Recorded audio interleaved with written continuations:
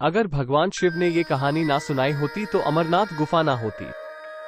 माँ पार्वती ने भगवान शिव से एक सवाल पूछा, जिसके बाद भोलेनाथ ने एक कहानी सुनाई और अमर हो गया कबूतर का जोड़ा। अमरनाथ धाम हिंदू श्रद्धालुओं के लिए बहुत महत्व रखता है। जम्मू कश्मीर की वादियों में स्थित अमरनाथ धाम जाने के लिए भगवान शिव के भक्त साल भी इंतजार करते हैं। चार धाम की तरह भक्तगण इस पूजनीय यात्रा को जीवन में एक बार करने की इच्छा अवश्य रखते हैं।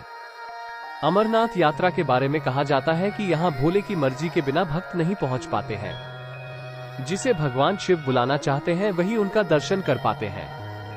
अमरनाथ यात्रा हर साल जून जुलाई के महीने में शुरू होती है और इस साल भी यह यात्रा शुरू हो चुकी है।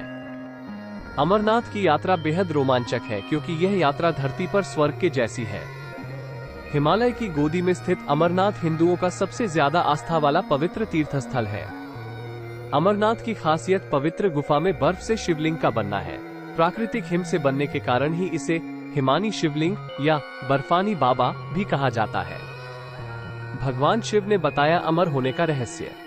अमरनाथ हिंदी के दो शब्द अमर अर्थात अनश्वर और नाथ अर्थात भगवान को जोड़ने से बनता है। एक पौराणिक कथा के अनुसार जब देवी पार्वती ने भगवान शिव से अमरत्व के रहस्य को प्रकट करने के लिए कहा, जो वे उनसे लंबे समय से छुपा रहे थे, तो ये रहस्य बताने के लिए भगवान शिव पार्वती को हिमालय की इस गुफा में ले गए ताकि उनका ये रहस्य कोई भी ना सुन पाए, और यही भगवान शिव ने देवी पार्वती को अमरत्व का रहस्य बताया। पुराणों में वर्णित है कि एक बार माता पार्वती ने भगवान शिव से पूछा, आप अजर अमर हैं और मुझे हर जन्म के बाद नए स्वरूप में आकर फिर से वर्षों की कठोर तपस्या के बाद आपको प्राप्त करना होता है। मेरी इतनी कठोर परीक्षा क्यों, और आपके कंठ में पड़ी यह नरमुंड माला तथा आपके अमर होने का रहस्य क्या है? भगवान शिव ने माता पार्वती से एकांत और गुप्त स्थान पर अमर कथा सुनने को कहा, जिससे कि अमर कथा कोई अन्य जीव न सुन पाए, क्योंकि जो कोई भी इस अमर कथा को सुन लेता है वह अमर हो जाता। पुराणों के मुताबिक शिव ने पार्वती को इसी परम पावन अमरनाथ की गुफा में अपनी साधना की अमर कथा सुनाई थी, जिसे हम अमरत्व कहते हैं।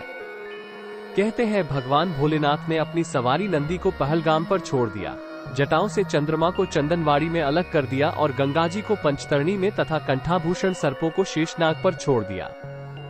इस प्रकार इस पड़ाव का नाम शेषनाग पड़ा। अगला पड़ाव गणेश पड़ता है। इस स्थान पर बाबा ने अपने पुत्र गणेश को भी छोड़ दिया था, जिसको महागुणा का पर्वत भी कहा जाता है। पिस्सू घाटी में पिस्सू नामक कीड़े को भी त्याग दिया। इस प्रकार महादेव ने जीवनदायिनी पांचों तत्वों को भी अपने से अलग कर दिया। इसके बाद माँ पार्वती साथ उन्होंने गुप्त गुफा में प्रवेश कर किया और अमर कथा माँ पार्वती को सुनाना शुरू किया। कबूतरों ने सुनी अमर होने की कथा। कथा सुनते सुनते देवी पार्वती को नींद आ गई और वो सो गई, जिसका शिवजी को पता नहीं चला। भगवान शिव अमर होने की कथा सुनाते रहे।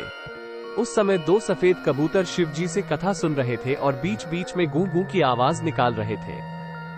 भगवान शिव को लगा कि माता पार्वती कथा सुन रही हैं और बीच बीच में हुंकार भर रही हैं। इस तरह दोनों कबूतरों ने अमर होने की पूरी कथा सुन ली। कथा समाप्त होने पर भगवान शिव का ध्यान पार्वती की ओर गया, जो सो रही थी। जब महादेव की दृष्टि कबूतरों पर पड़ी तो वे क्रोधित हो गए और उन्हें मारने के लिए आगे बढ़े। इस पर कबूतरों ने भगवान शिव से कहा कि हे प्रभु, हमने आपसे अमर होने की कथा सुनी है, यदि आप हमें मार देंगे तो अमर होने की यह कथा झूठी हो जाएगी। इस पर भगवान शिव ने कबूतरों को जीवित छोड़ दिया और उन्हें आशीर्वाद दिया कि तुम सदैव इस स्थान पर शिव पार्वती के प्रतीक चिन्ह के रूप में निवास करोगे। अतः ये कबूतर का जोड़ा अजर अमर हो गया। ऐसा कहते हैं आज भी इन दोनों कबूतरों का दर्शन भक्तों को यहाँ प्राप्त होते हैं, और इस तरह से यह गुफा अमर कथा की साक्षी हो गई और इसका नाम अमरनाथ गुफा के नाम से प्रसिद्ध हो गया।